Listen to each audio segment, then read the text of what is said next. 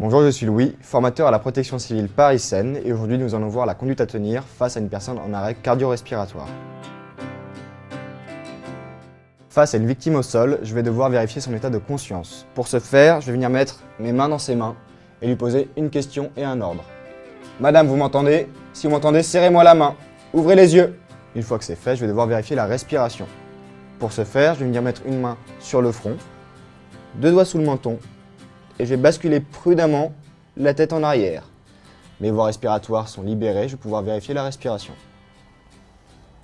1, 2, 3, 4, 5, 6, 7, 8, 9, 10. Au bout de 10 secondes, ma victime ne respire pas. Je vais devoir appeler les secours et commencer un massage cardiaque. Ce qu'il faut retenir, c'est qu'un massage cardiaque ne s'arrête jamais.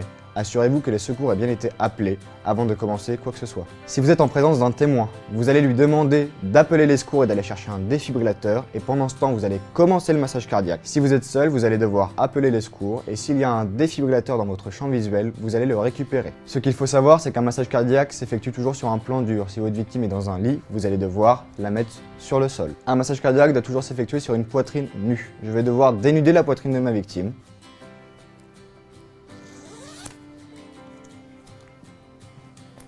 Et je vais devoir mettre le talon de ma main au centre de la poitrine, sur la ligne médiane et sur la moitié inférieure du sternum. Je vais placer maintenant ma deuxième main par-dessus la première, mes doigts entrecroisés pour éviter de casser des côtes.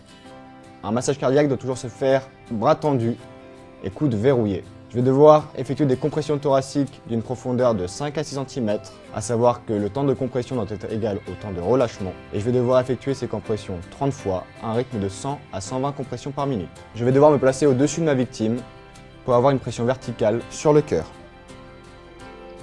Et j'effectue 30 compressions. 1, 2, 3, 4, 5, 6, 7, 8, 9, 10, 11, 12, 13, 15, 16, 18,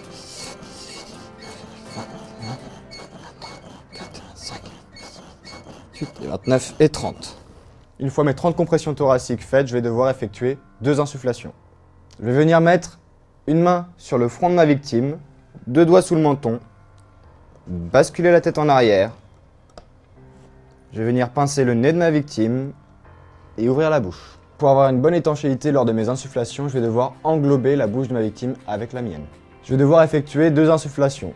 Les insufflations, c'est un souffle long et continu jusqu'à ce que la poitrine de ma victime se soulève. Une fois que la poitrine se soulève, je me recule et je recommence une nouvelle insufflation.